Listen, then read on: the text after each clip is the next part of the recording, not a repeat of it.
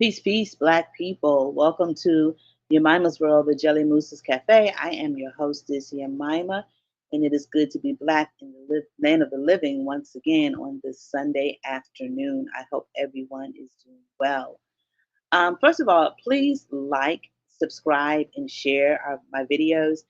I am desperately trying to get to at least 100 subscribers by the end of July. So if you like the content, please share it, subscribe. If you don't like the content, please share it and subscribe. I don't mind haters, they follow me anyway on social media. They just don't say that they're following me. So I won't know who you are. If you subscribe to my channel, I won't know who you are. So you're safe to do so. All right, so you can see from the picture what we're going to be talking about today, and I know it's already been talked about. It's been on streaming services for what, a week and a half, or 2 weeks now. So everybody's talking about it, as we always do when it comes to TP movies. Um, Anyone who knows me knows that I am not a fan of his stuff. And the crazy thing is, I've never been, even from his beginnings when he was doing Medea on stage. It was just something that I just could not connect to, and it wasn't the actual content, but it was just something about him and his stuff I just could connect with. I didn't like his stuff to begin with. I think the only movie that he's made that I halfway enjoyed was Diary of a Mad Black Woman, and I think that was the first one that he turned into a movie from his stage plays. But it's always just been something about his content that I just never liked. And so the only reason that I watch his movies is because, number one, I used to review movies for a magazine. And so and I don't just watch his movies. I watch everything, and I kind of review and give my opinion, because it's my opinion of these movies. So what is my opinion of Divorce in the Black? Well, first of all, I have a problem with the title because I don't understand what the hell it means. Um, when the movie was being promoted, it alluded to the fact that this divorced couple, that there was going to be some type of money involved, that maybe someone was hiding money from somebody else, or I don't know, because it alluded to being in the black as opposed to being in the red. And even the character, and if you haven't watched it yet, it's going to be some spoilers, so you might not want to listen to it. But the character Mia, she alluded to something about, when I divorce, I'm going to be in the black, financially, emotionally, spiritually. So I guess that was what it was, but it alluded to the fact that there was going to be some type of financial, uh, you know, talking in the movie. So the movie begins with a funeral scene, and the black darlings from Mayberry were the family that were burying a loved one. And things get heated. I won't go into all the details, but things get heated at the funeral, and the black Beverly Hillbillies uh, begin to act out. And the matriarch of the family, kudos to you, Queen, for getting this. I understand that she's a teacher in Louisiana or Alabama or somewhere in the South, and she got this role on his movie. So kudos to you. No shade, no shade. You do what you got to do. But she looked so much like Monique. I thought it was Monique. So I took that as TP throwing shade to Monique, because they were beef, and her characteristic was very much like Monique's character in Precious. And you know that Monique and TP have been beefing about the movie Precious for a long time, and how he blackballed her in Hollywood. And I don't think they've squashed their beef. I believe her, Lee Daniels, have made up, and she's starring in a couple of his stuff. So, but I think it was throwing shade to Monique, because the character looked very much like Monique. Again, I thought it was Monique. Her character was very much like Precious, and it was kind of like, see, Monique, you could have had this part. And then The other characters in the movie, um, it's not so much that he makes the same storyline over and over and over again. Do you? Because if it works, it works, and if people are rushing to see it, then hey, go ahead and make it. It's not the storyline; it's the writing of the storyline that I have a problem with. The content, the scripts are horrible. The scripts are horrible. The scripts are so bad that even seasoned actors and actresses cannot pull off acting it out because it makes no sense.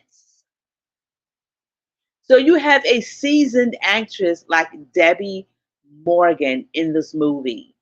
And even her acting in the movie was subpar to what I know this queen has done before.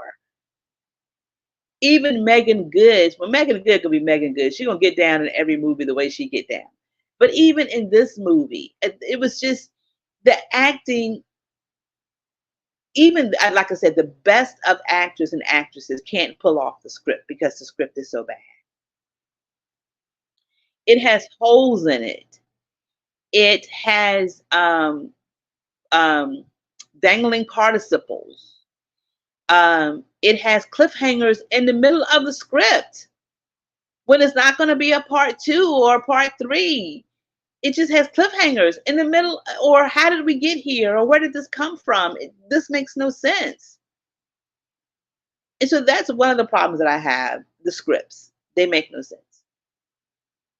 The second problem I have are the sets and where he chooses to shoot his movie. It makes no sense to the script. So they were supposed to be living in rural Georgia, and Megan Good's character's family were farmers. The father wore the bib overalls and the cowboy hat, but we ain't see no farm. We ain't see no animals, no farm, no animals. The church was so small that it was probably, I believe he has a church built on his land, and they probably used that church for the scenes. I ain't mad at you. Go the cheap route. Do what you got to do, TP. They had a scene in a grocery store, and there's only three people in the store. uh, Debbie Morgan's character, Corey Hodrick's character, and then a Karen. Now, Corey's character and Debbie Morgan's character are going at it at the store, and Karen is just still stocking shelves. Now, when does that ever happen? That Karen in the store don't call the police? When does that ever happen? And again, this takes place in rural Georgia, and nobody has any type of Southern accent at all, except for the two white people that was in it, or the three white people that were in it. They were the only ones that had a Southern accent. One scene takes place at a carnival with one ride.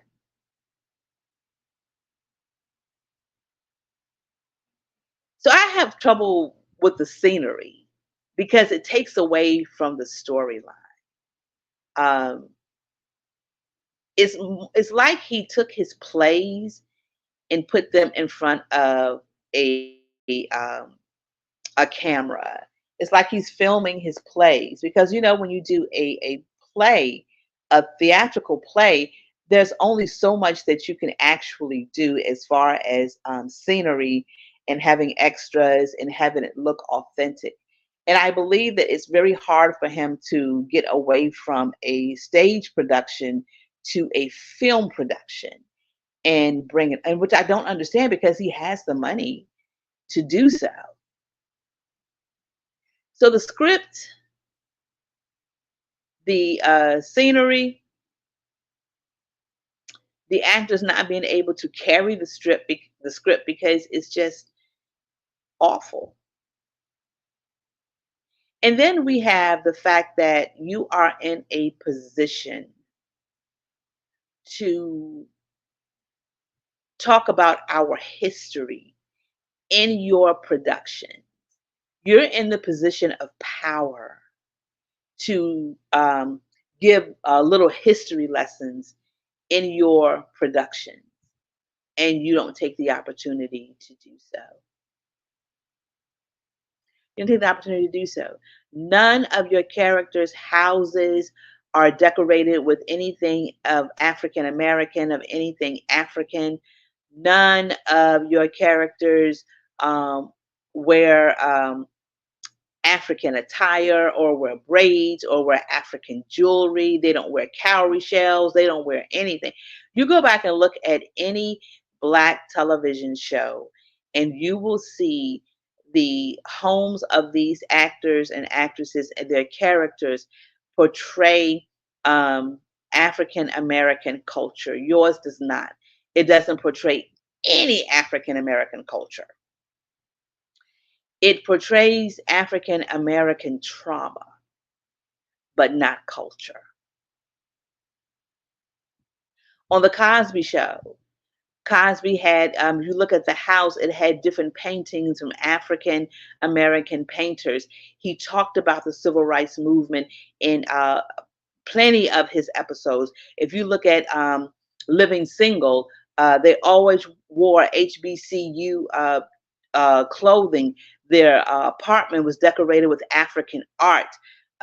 You couldn't get any blacker than Cal Barker and Maxine Shaw. They wore cowrie shells. They wore African jewelry. They talked about African American um, things. They talked about African American and African history. If you look at Girlfriend, same thing.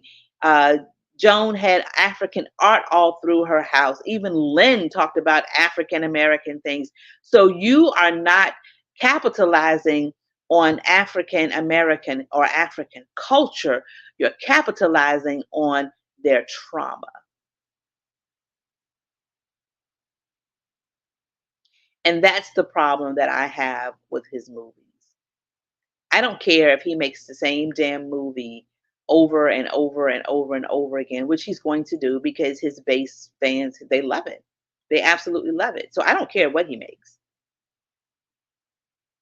I do have concerns, again, that you're not displaying African American culture in any of your movies. In any of your movies. Any of your characters could be white. Any of them could be white. And you think because you put black people in those roles that makes you a person who values black lives. No, you don't, because your characters could be white. Your characters could be white. And then I ran across a picture. Well, actually, I didn't run across it. I researched it because there is a name that appears on all of his TV shows, on all of his movies, on everything that TP does. And the name is Will Areu, Areou. I was like, who is this person? So I Googled it. And him and his brother are vice president and vice president of production and then senior vice president of TP Studios. So everything that comes out of that studio go through them first. So just like you have white record executives that push the stereotype of black people through rappers, you have white Hollywood executives that do the same thing with black film producers. They will push black people's trauma.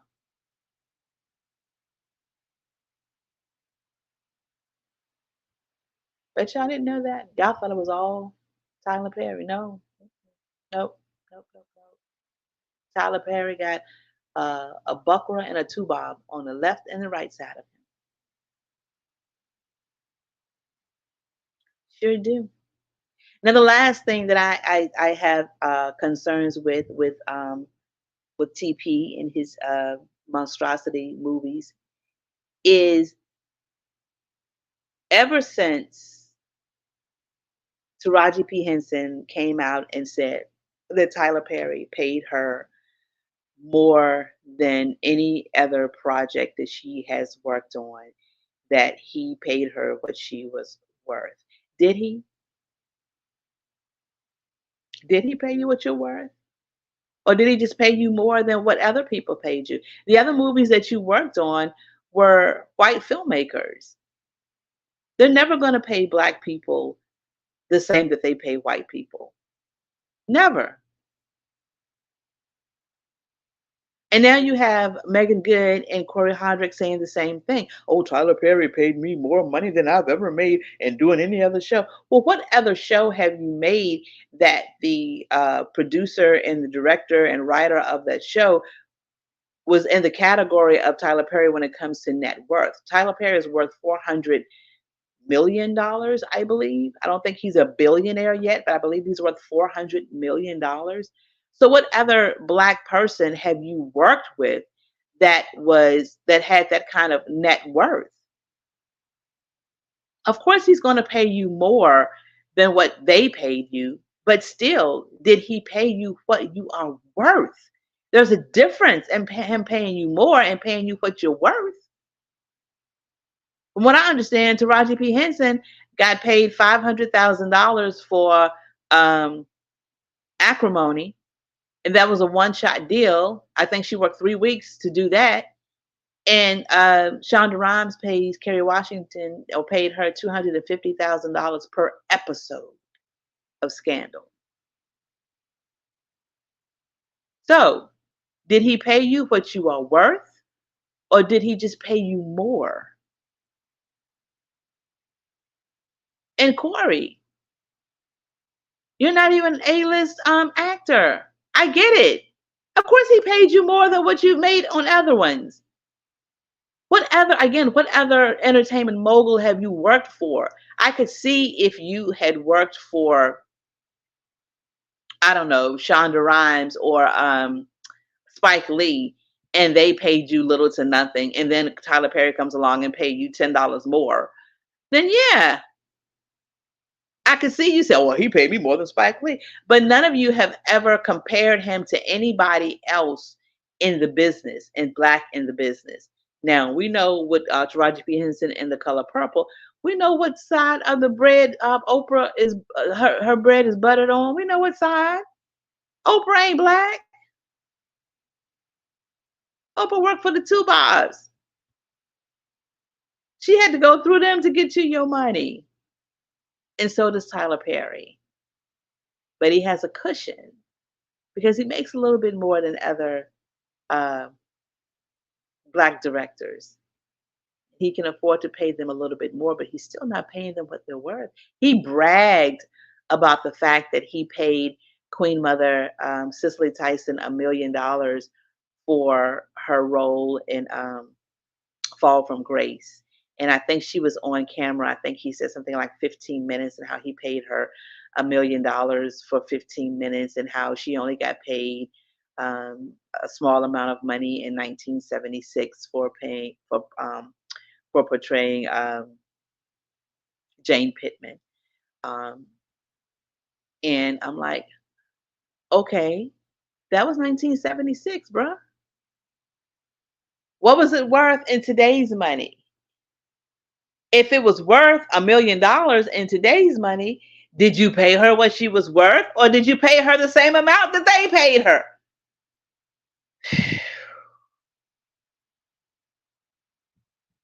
And so now I'm starting to believe that it has to be in actors and actresses' contract that they have to say that Tyler Perry paid them more money than they've ever made in any other project. You know who I haven't heard say that? Blair Underwood never said that, and he was in Medea's family reunion, and Angela Bassett didn't say that, and she was in she was in Meet the Browns. I've never heard Tamala Mann or her husband, I can't remember his name right now, um, David Mann. I've never heard them say anything about Tyler Perry and the pay that he offers them. Not one word. Not one word. But now all of a sudden, these actors and actresses that are doing his Netflix and his Prime Video movies are saying that he's paying them more than they've ever seen in their entire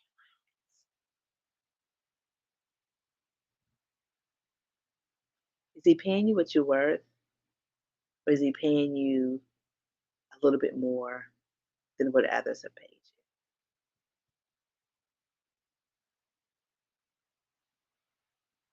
I think it's the latter. Still don't think he's paying you what you're worth.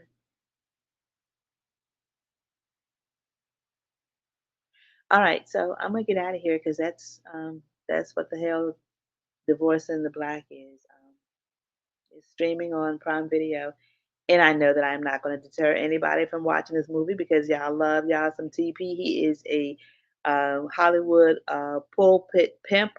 He's a pulpit pimp without a pulpit. His pulpit are his movies. And just like y'all rush to give that pastor on Sunday, y'all last little bit of money, y'all will rush to do the same thing. And then y'all keep saying that he is giving black people jobs. Well, so is Spike Lee, so is Shonda Rhimes, so is Issa Rae, so is Lena Waithe, so is Donald Glover, so is Spike Lee. I don't know if I said him already. So is Gina Bythewood. So is the creator of Girlfriends, the creator of Living Single, the creator of Neighborhood, the creator of all of these wonderful black shows. Tubi is mostly an all black station. So who gave them those jobs? Who gave black people those jobs? And there is a subscription service called All Black, and it's all black. Now, who gave all them black people those jobs?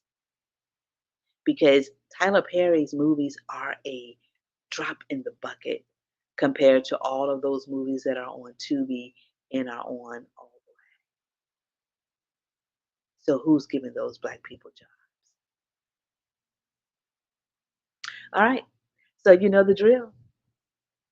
Love each other, love yourself, give yourself some grace, give other folks some grace. Stay healthy, stay cool, stay black. Until next time, peace, family.